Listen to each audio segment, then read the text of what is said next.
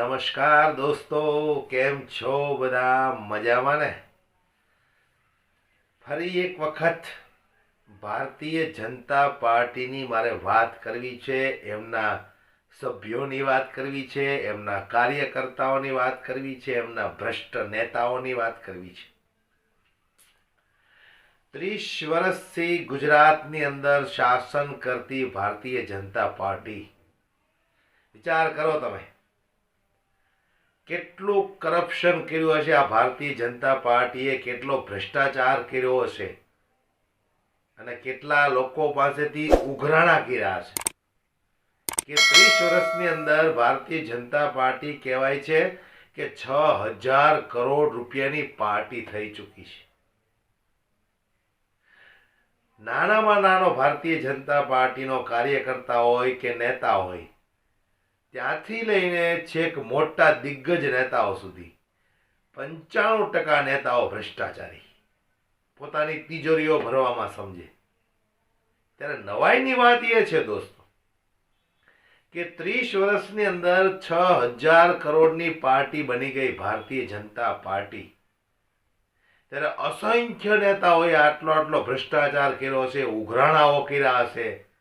ઘણી બધી વખત તમે વાંચ્યું હશે પેપરમાં, CR પાટીલ એમ કે ભાઈ તમારે જ્યાં હોય ત્યાંથી હપ્તા લેવા હોય એની છૂટ છે, પણ એક હિસ્સો કમલમ સુધી પહોંચાડવો પડશે. આવું એકવાર મેં પેપરમાં વાંચ્યું, તમે કદાચ વાંચ્યું હોય તો.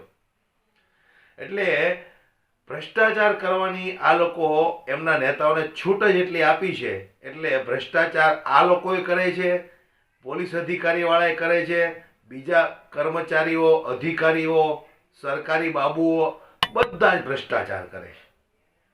અને ધીમે ધીમે કરતા 6000 કરોડની પાર્ટી બની ગઈ. ત્યારે મારે વાત કરવી છે ભૂપેન્દ્રસિંહ ઝાલા વિશે. ભૂપેન્દ્રસિંહ ઝાલાનું નામ તો તમે સાંભળ્યું છે. હવે એક તરફ ભારતીય જનતા પાર્ટી 6000 કરોડ રૂપિયાની, અને બીજી તરફ આ ભૂપેન્દ્ર ઝાલા એકલો 6000 કરોડ રૂપિયાનો લોકોને ચૂનો લગાવી ચૂક્યો છે. વિચાર કરો તમે, 6000 કરોડ રૂપિયાનો. આ તો થોડોક સમય ચાલ્યો હોત તો નીરવ મોદીની સાઈડ કાપી નાખે. આ તો ભાંડો ફૂટી ગયો. કોઈ નેતાઓની વગ વગર લોકસભાની અંદર અપક્ષ ઉમેદવારનું ફોર્મ ભર્યું અને ભારતીય જનતા પાર્ટીનો સભ્ય બની ગયો. ન્યૂઝપેપર વાળા એવું છાપે છે કે નેતાઓની કોઈ વગ વગર, એટલે નેતાઓ સાથે કોઈ ઓળખાણ નહીં, સંબંધો નહીં, અને લોકસભામાં ફોર્મ ભર્યું, અપક્ષમાં ઉભો રહ્યો અને ત્યાર પછી ભારતીય જનતા પાર્ટીનો સભ્ય બની ગયો. તો આ બિલકુલ ખોટી વાત છે. આ રહ્યો સબૂત. CR પાટીલ સાથે એમના ફોટાઓ છે. હવે પહેલાના હોય પછી ના હોય, પછી ના હોય તો એનો મતલબ એમ કે પહેલેથી ઓળખતો જ હોય. એટલે 6000 કરોડનો તો આ એકલાએ ચૂનો લગાવ્યો લોકોને. ઊંચી કિંમતના ટીવીઓ, મોબાઈલો, ગોવા જવાની ટ્રીપના સપનાઓ દેખાડી અને લોકો પાસેથી પૈસા ખંખેર્યા. થોડા ઘણા થોડા, આ તો ભાજપિયા છે. 100-200 કરોડમાં થોડા આ લોકો રાજી થાય. 5,000 કરોડ, 6,000 કરોડ રૂપિયા. હવે છે તેવડ પોલીસમાં તો આ નાખો જેલના હળિયાની પાછળ, પણ નહીં નાખે. ઉપરથી ઓર્ડર આવી જશે કે ભાઈ આ તો અમારો સભ્ય છે, આને પકડવાની કોઈનામાં હિંમત છે તો પકડીને બતાવો. એટલે પોલીસ વાળા બિચારા ઢીલા ઢસ થઈ જાય. આવું જ ચાલે છે. અને છતાંય લોકોને મજા આવે છે. હે, લોકોને મજા આવે. મેં વારંવાર હું કહું છું, ગમે એ કાંડ થાય, બળાત્કાર થાય, મર્ડર થાય, લૂંટફાટ થાય, દારૂમાં પકડાયો હોય, ચરસ, ગાંજા, અફીણ કે ગામના બૂચ મારવામાં પકડાયો હોય, અંતે એની લિંક ભાજપ સાથે હોય ને હોય. આ 100% સત્ય વાત છે. હું વારંવાર કહેતો આવ્યો છું. પણ કોણ જાણે જનતાની આંખો ક્યારે એવું કરશે. મને એવું લાગે છે કે જનતાને મજા આવે છે. અને જે લોકો આવી રીતે આ ભાજપિયાના હાથે કંઈક ને કંઈક ભરાઈ ગયા હોય અથવા તો એમની ઝપટમાં આવી ગયા હોય એ લોકો જાગૃત બનતા જાય.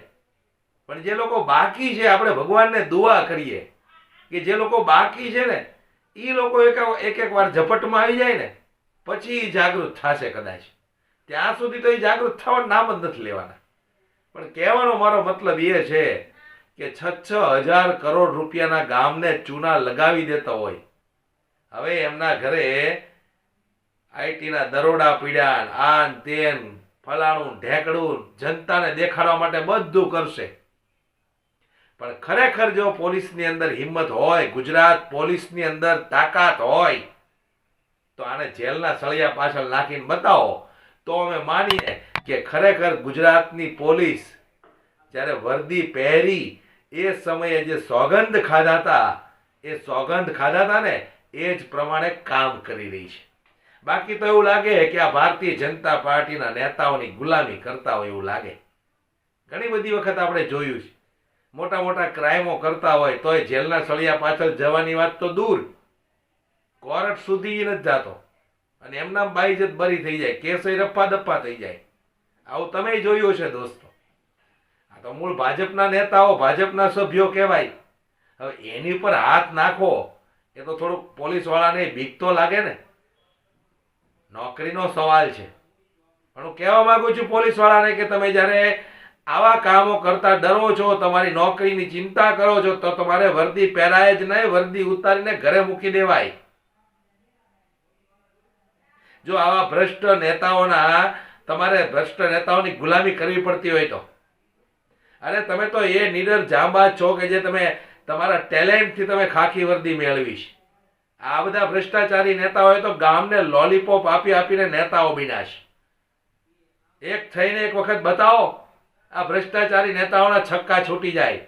8 પાસ 10 પાસ તમને સેલ્યુટ મરાવે, શરમ અમને આવે છે અને તમે લોકોએ તે શરમ નેવે મૂકી દીધી છે.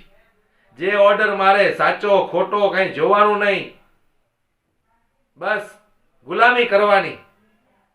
હમણાં અમે થોડા દિવસ પહેલા એક વિડીયો જોયો હતો. કોઈ વ્યક્તિ સવાલ પૂછે છે કે અહીંયા જેટલા પોલીસ વાળા ઉભા છે એમાંથી ઈમાનદાર પોલીસ વાળો કયો છે? હાથ ઊંચો કરો તો 10 કે 12 પોલીસ વાળા ઉભા હતા, એક કઈ પોલીસ વાળાનો હાથ ઊંચો ન થયો. અમારે શું સમજવાનું ગુજરાતની પોલીસ શું કરે છે?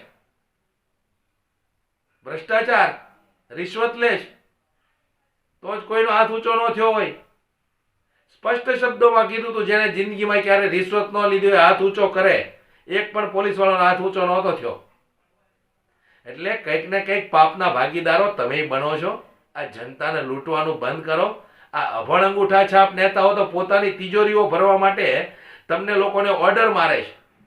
વિચાર કરો એક સમયે હું હતા એ લોકો. અરે તડીપાર આપણા દેશના ગૃહમંત્રી થઈને બેઠા છે. આનાથી મોટું ભારત દેશની જનતા માટે દુર્ભાગ્ય શું હોય? એક સમયે તડીપાર હતા એ ભારત દેશના ગૃહમંત્રી થઈને બેઠા છે.